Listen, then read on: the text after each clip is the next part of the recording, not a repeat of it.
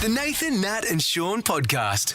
This guy has taken to a community Facebook page in the ACT because he was confused about something that he found in his mother's shed. I love how he's put it out to the greater wisdom of his community. I've shown you a picture of it, guys. It looks like a basketball. Yes, but it's grey. It looks like someone's paper mache'd. Yes, in some grey sort of or perhaps paper mud. Yes. around a basketball. Yeah, that looks and like, then it looks like something's broken out of it. Yes, it's got an opening and there's a broomstick going into it. There's a broomstick going into it. So it was a bit weird. And the guy was like, I've never seen anything like this before. It's kind of creeping me out. He explained the size of a basketball. Someone's put a lot of effort into it and they seem to access it along a broomstick, like a bridge. He said, I haven't been close enough to see if there's anything in it. I hope it's moved on. I hope it's moved on. Yeah. It's made out of some grey organic material, like something regurgitated. I'm assuming it's some kind of mammal.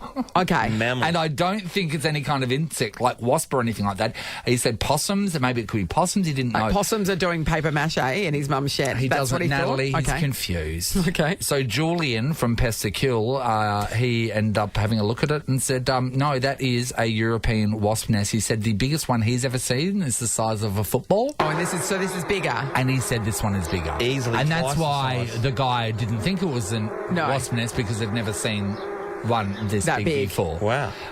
But my thing with that is, how long has it been since anyone's gone in that shed? Clearly a while. That there can be a basketball-sized wasp nest that's been growing and created in there in that time. Yeah, you don't do it over because they don't go over overnight, do they? No, and I've seen like a wasp nest that's like literally smaller than a fist. Do you know what I mean? Like they're often very small, and so over time, the time taken to build that would have been enormous. Yes, unbelievable. So his mother hasn't been out to that shed? Obviously not. For a long time. Well, because he discovered it. Is his mum okay, or did she? What? Oh, his get mother stung to death by wasps. Well, she died, but we're not talking about that part. We're talking about this fun bit. I know. She's alive. I don't know, to be honest. I think Irrelevant. It's irrelevant to the story. Irrelevant. The mother's irrelevant. But I never go down to my storeroom really ever, so I don't know what's going on in there. Do you know that there's some people that go and check out their storerooms or their sheds and they haven't been there for a while, and they find out that somebody's been living in there? Oh, yeah, right. Yeah, you always read about those stories. For you to not have gone there enough for someone to have moved in. Yes. My dad has two sheds at his house. One is a real big one, and the other one is bigger than a normal, like he's got a bigger than your average shed. Bigger than your average shed. The one with the bigger than the average shed hasn't been used for a while. The door's been down. From the outside, sometimes you can look underneath it and it looks like it's just full of stuff. So one day my brothers said, we need to get over there and move some of the shit out for Dad and see what's in there and, clean stuff up. I didn't want to go and do that because, number one, I was thinking about this. As soon as we open that roll door, there's going to be tiger snakes just flinging at your head. That would be my concern, Every time we were moving stuff, I was moving stuff with the broom and I was just, just sweeping Of course, you don't know what's in there. Myself. It's as scary as pinata. Yeah, and then anyway, we started moving everything out and we got to a point where we found a Pee-wee 50 in there. Now, Pee-wee 50 is a little motorbike the kids could be zinging around in. So where did it come from? He must have picked it up from one of the neighbours over the journey. And just shoved it in the shed. For the grandkids when they're old enough. So your dad didn't remember it was in there either? No one knew that there was a Pee-wee. He Brian Morrised it. He put it in the shed and never used it. That's impressive. No one had been in for years. So where'd it go? Where'd the Pee-wee go? Oh, my brother's father-in-law, Chris, he tried to get it going because he's one of those blokes who can... he's a man that can fix things? Yes. And it lasted for... I don't know, just one or two goes, I think. Oh, that would have been a glorious one or two goes. Yeah, that's right. Yeah, we want to talk about this, guys. There's a room or an area, maybe it's the shed, but you haven't been in there for ages, right? What'd you find in there? Was it something that grew? Or was it a pipe that burst that you never knew about? Was it a motorbike that you didn't know you had? Oh, there it is. Yeah, we're going to give somebody $300 to spend at the old courthouse in Fremantle. You can enjoy a traditional Sunday roast that apparently they're very well known. Yeah, very well known. That happens every week at the old courthouse in Freo. But we are talking about that room or that area or that shed. You haven't been in there for ages. What did you discover when you finally went in? Good morning, Alana. Good morning. Hi, Alana. All right, so what was the room? So it wasn't a room. My partner's uncle is just doing up his bathroom. Yep. He knocked down one wall and found at least 3 bodies of a snake, or 3 snakes, 3 very large lizards, and a skeleton of something else, maybe a possum. So they you were take all- snake skins, They by were the all way? dead, were they? Not They live. were all dead. So it seems like his walls were insulated by a pet cemetery. Yes. Yes. That is so Yes. shocking. Do you know what? I wrote that down. None of us know what's in those No, in exactly. anyone's walls. But mine are double bricks and quite Yes. new, so I'm guessing there's nothing in my walls. Mine are There would- limestone, so there's There'd be nothing. stuff. I reckon there'd be. No, as in solid No, limestone. but under your house there'd be Oh, some under the stuff. house, Oh, yeah, there Natalie, is. I would never go under there. No, your no. house. Or There'd the be like, roof. The roof is horrific. There'd be the bodies back from the 1800s under your I house. hope so. My mum and dad will have snakes in their walls. I remember in the bath, the wash house. Yes. The door, a couple of times there's been snakes getting into that area Yeah. because the door is out to the backyard, and the idea is that we just lock them in there. Oh, okay. Until that, and what just Wait there, wait. wait A it couple of out. times they've knocked a few down. Obviously, they found them and took them back out. The other times there's a drain there. There's a drain there. So now your drains are full of. Your drains are snakes. full of snakes. I wouldn't be surprised. Yeah, if the wall was knocked down, there'd be snakes in there. 100%. Jeez, if I'm coming around your house and getting a tap of water, a glass of water out of the tap, I'm keeping my eye on the nozzle. I mean, well, how's Sue doing the washing? Is probably a bigger concern. She just plows on. Thanks, Alana. Rose in Singleton. Hello. Hi. Hi, morning, okay. guys. Ro. Hi, What have you got Ro. for us? So my brother, he bought the house next door to my parents growing up. And he lived there for a few years, and after a few years, he decided to knock it down. And when he knocked it down, underneath the house that was already there was pretty much a shed and like everything that used to be in another house.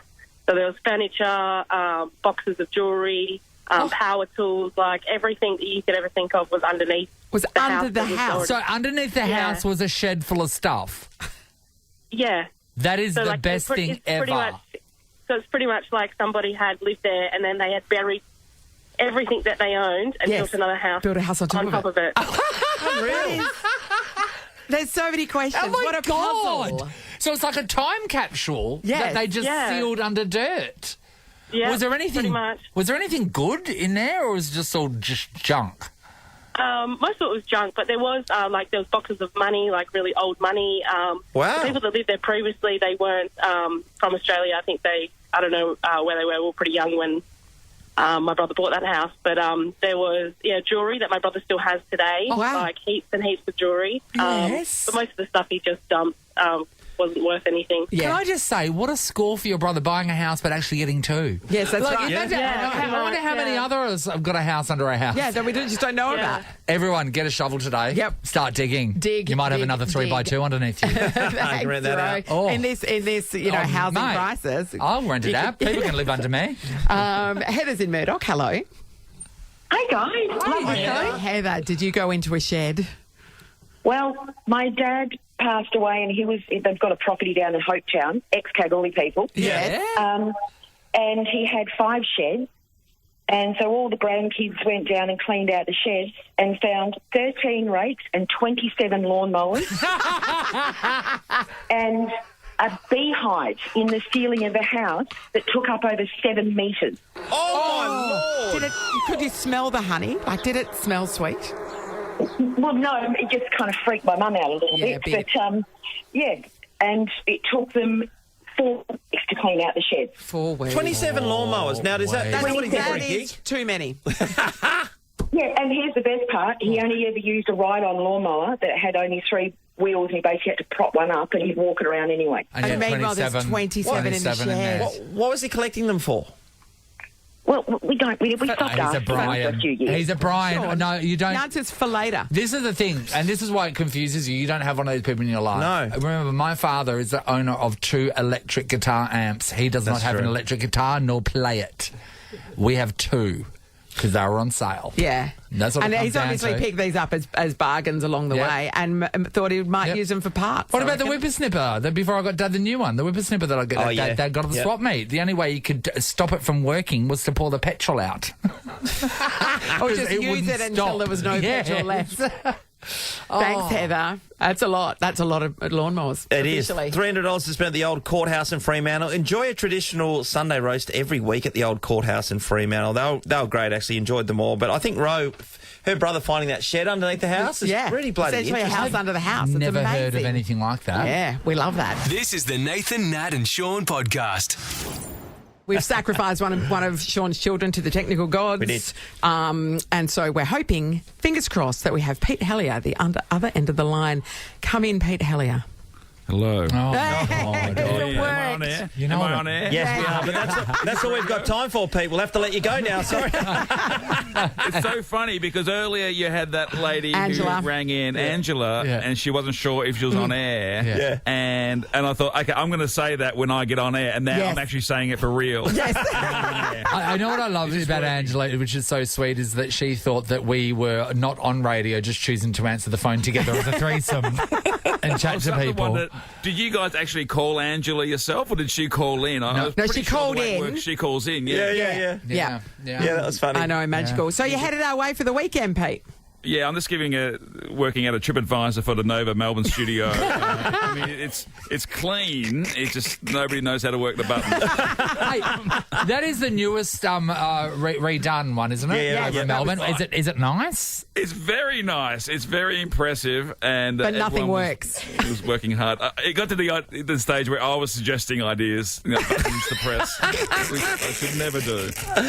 Absolutely. But yes, I'm heading to Perth. I'm basically going from here to the airport, and away we go. Big shows tonight and tomorrow night. Looking forward to always when you come over here, Pete. But you've been travelling like the king of the Mediterranean. So you were in Italy, getting amongst it for quite some time. Yeah, funnily enough, I was hanging out with the king of the Mediterranean, actually. That was, he's a fun guy. He's a fun guy. Yeah, it's been a crazy year, actually, because I was in the jungle, and then I came back for a few weeks and continued to tour, and then went over to Europe and did some shows in London and hung out in Italy for a while. It was Sorry, a I'm tax gonna jump in. deduction. There's a I tax know what you deduction. did. You and Tom Gleeson. You went to the Ashes, didn't you? Trip to the Ashes. I plead the fifth. What was really weird about... So we did shows in London and then went to the first day of the tests at Lord's.